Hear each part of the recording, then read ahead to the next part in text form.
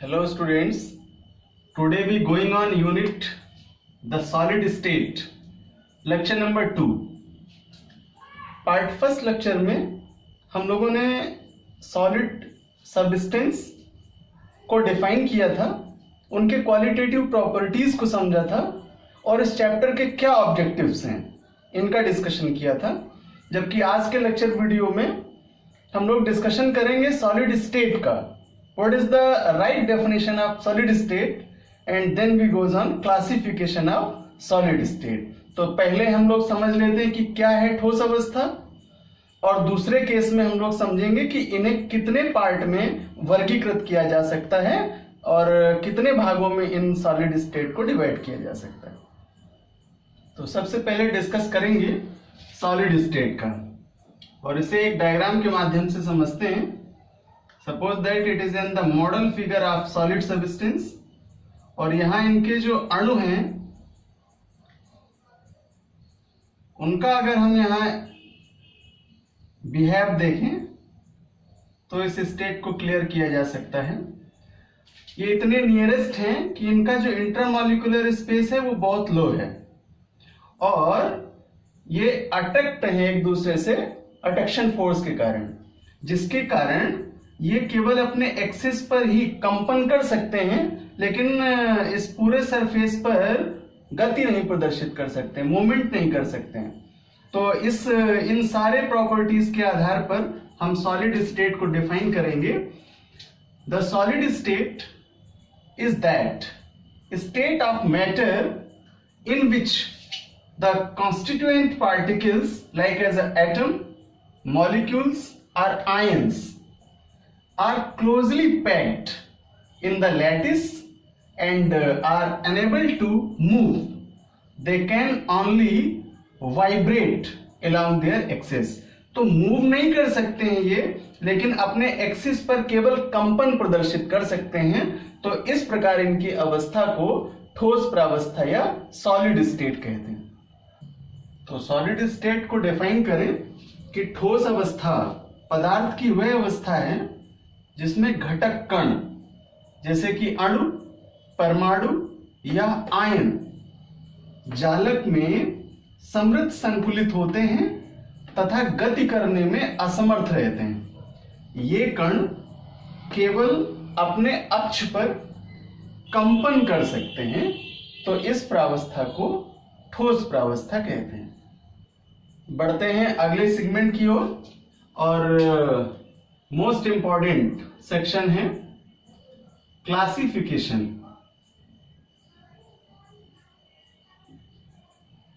Of solids. ठोसों का वर्गीकरण।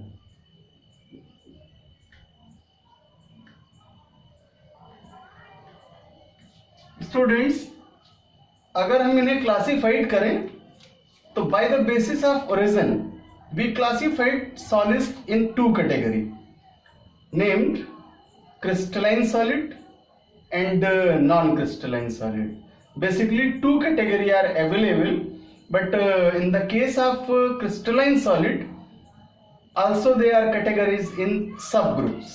So first we discussed about their classification by the basis of a linear diagram। तो आइए एक लीनियर डायग्राम के माध्यम से क्लासिफिकेशन समझते हैं सॉलिड्स का।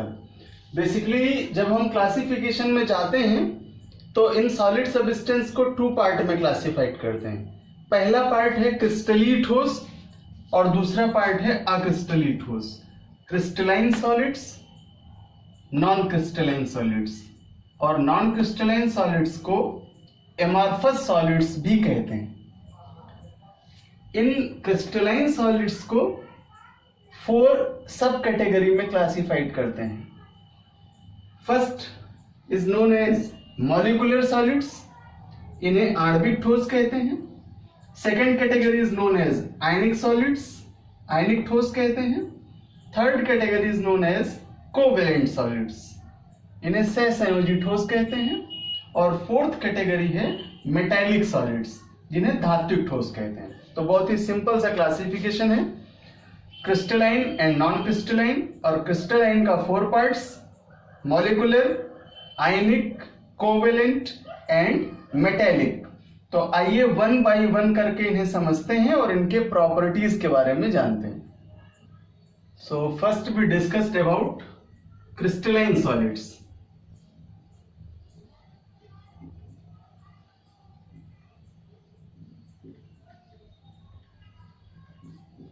crystally ठोस।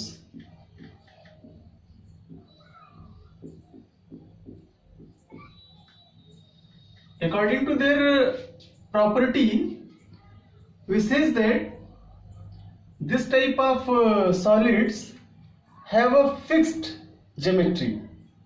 इनके जो बेसिक यूनिट्स हैं वे एक निश्चित ज्यामिति संरचना में व्यवस्थित होते हैं।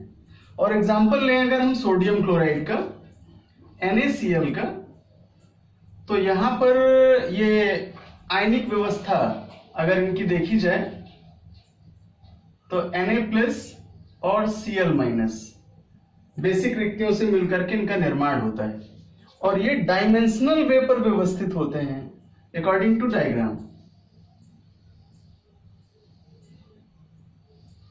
अल्टरनेट सीक्वेंस होगा और इस अल्टरनेट व्यवस्था में Na+ और Cl- आयनों की व्यवस्था को हम यहां इनके क्रिस्टली संरचना में देख पाते हैं। One time Na+ ion, then Cl-, Na+ and then Cl-। So here Cl-, Na+, then Cl- and Na+। Alternate sequence होगा Na+, Cl-, Na+ and Cl-, then Cl-, Na+ and Cl- and Na+। तो इस रूप में जब हम इन्हें देख पाते हैं तो इनका एक जो यूनिट है वो निश्चित रूप में व्यवस्थित है, संरचना में ये इकाइयां निश्चित हैं। तो इस प्रकार के जो सॉलिड्स हैं उन्हें क्रिस्टली सॉलिड या क्रिस्टलाइन सॉलिड के रूप में डिफाइन करते हैं। तो स्टूडेंट्स, इस प्रॉपर्टी के आधार पर हम इन्हें डिफाइन करें, the substances whose constituent particles, atoms, ions और molecules are arranged in a definite geometrical pattern. यहां देख पा रहे हैं हम लोग कि सोडियम Na+ आयन और Cl- आयन इस तरह से अरेंज हैं कि इनकी एक डेफिनिट ज्योमेट्रिकल पैटर्न प्राप्त हो रही है। तो definite geometric pattern in 3 dimensional spaces are called crystalline solids. और एग्जांपल ले लेते हैं, like as a element of copper, silver, sodium chloride etcetera. Students, जो क्रिस्टली सॉलिड हैं, ठोस हैं, वे निश्चित ज्यामितीय आकार के कारण जो उनके क्रिस्टल्स हैं उन क्रिस्टल्स के द्वारा इनका फॉर्मेशन होता है। और ऐसी अवस्था में ये जो क्रिस्टल हैं ये अपनी एक अवयवी संरचनाओं में उपस्थित कण जैसे परमाणु, उनके अणु, उनके आयन आदि का एक निश्चित या व्यवस्थित क्रम बना लेते हैं और इस रेगुलर या रिपीटिंग व्यवस्था के कारण इनकी एक स्थायी संरचना प्राप्त हो जाती है जिसे क्रिस्टल लैटिस के रूप में जानते हैं। तो यह ट्राइमेंशनल है, अर्थात त्रिविमीय क्रिस्टल जालक के रूप में पाई जाती है और ऐसे सॉलिड्स वास्तव में क्रिस्टलाइन सॉलिड या क्रिस्टली ठोस कहलाते हैं। चलते हैं सेकेंड टाइप की ओर, जिसे नॉमिनेट करते हैं नॉन क्रिस्टलाइन सॉलिड्स या इन्हें एमार्फस सॉलिड्स भी कहते हैं।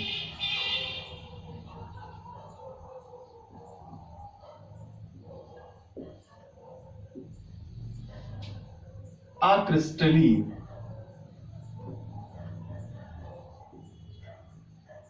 ठोस।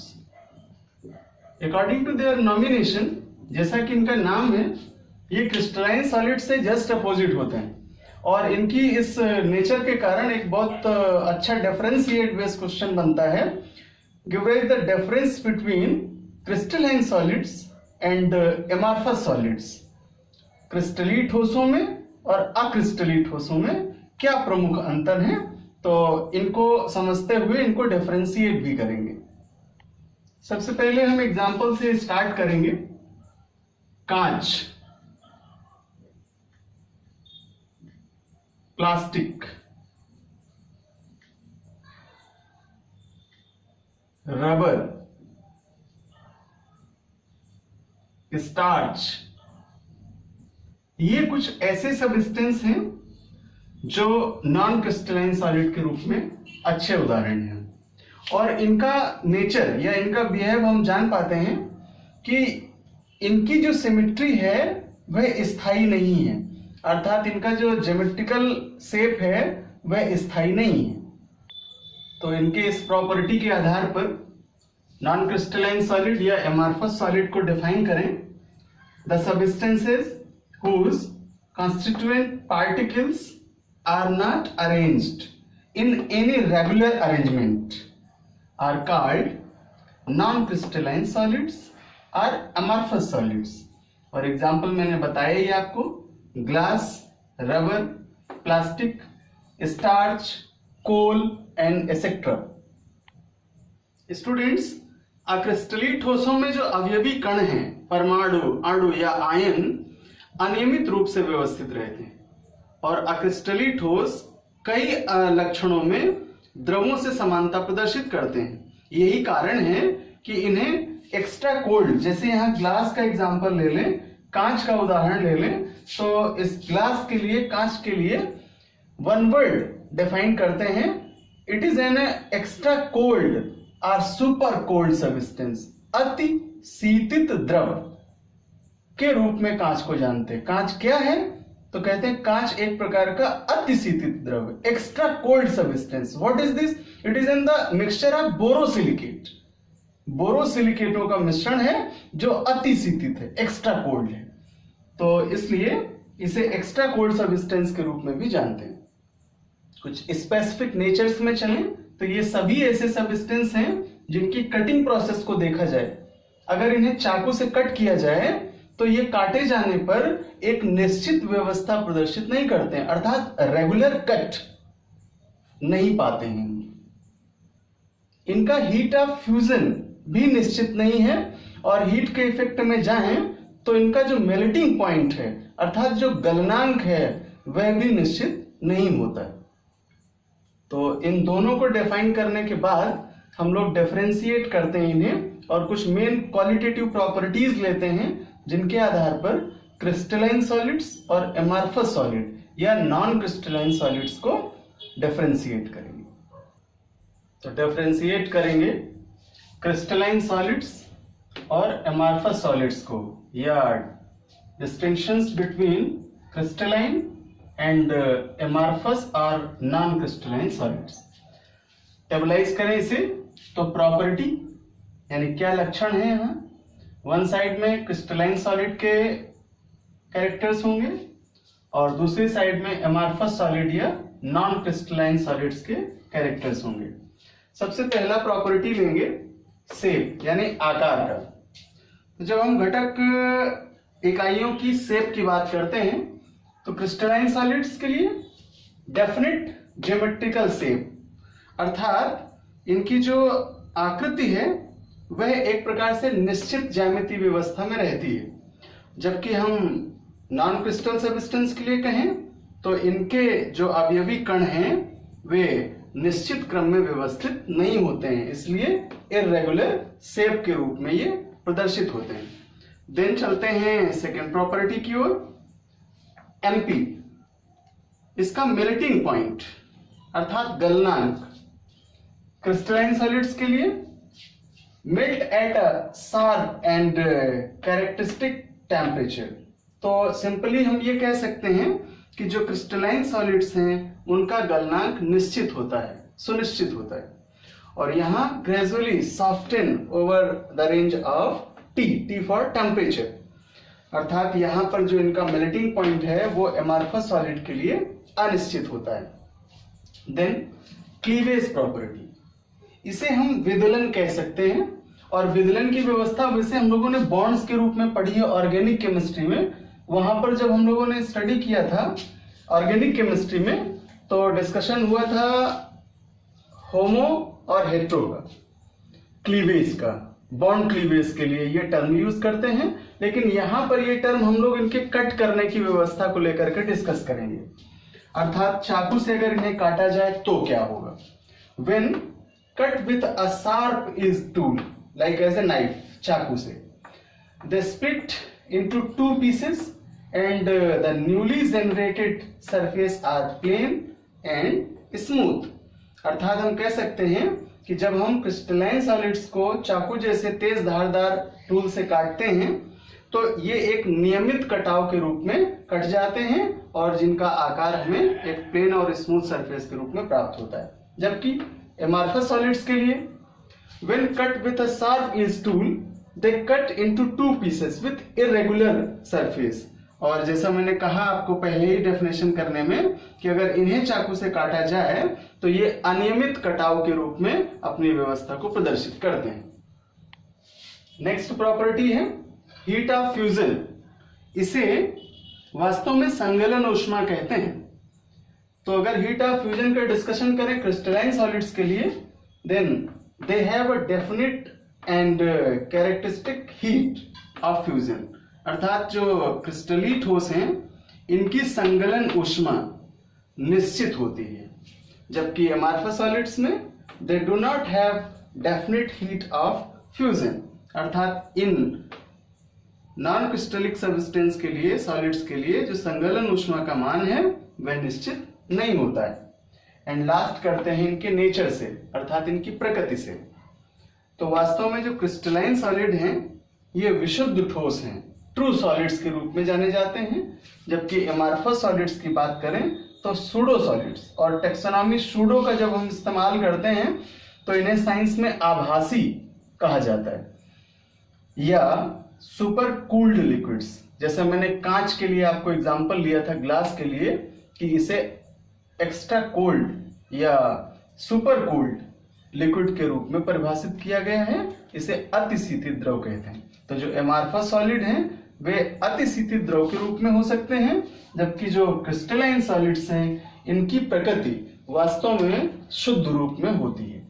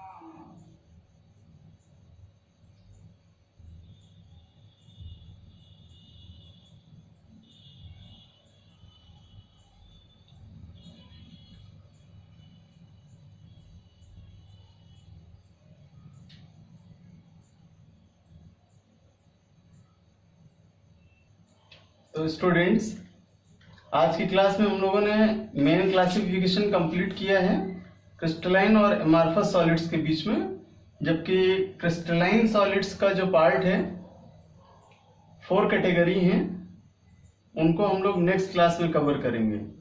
इसमें आयनिक ठोस हैं यानी आयनिक सॉलिड्स हैं, मॉलिक्यूलर सॉलिड्स हैं, सहसंयोजी अर्थात कोवेलेंट सॉलिड्स हैं, और खास करके मेटेलिक सॉलिड्स यानी धात्विक सॉलिड्स हैं। इनका डिस्कशन करेंगे अगली क्लास में, और साथ ही साथ इनके प्रॉपर्टीज जान पाएंगे और कुछ प्रमुख उदाहरण होंगे, एग्जांपल्स होंगे, जिनकी मदद से इनके क्वालिटेटिव प्रॉपर्टीज का स्टडी करेंगे। देन अगले सेगमेंट में चलेंगे जहां पर इस टॉपिक के छोटे छोटे टेक्सा हैं, छोटे छोटे शार्ट नोट्स हैं, उन्हें कवर करेंगे और साथ ही इन सॉलिड सब्सटेंस के लिए कुछ मैथमेटिकल रिलेशन हैं, इन रिलेशंस का अगले टॉपिक में स्टडी करेंगे।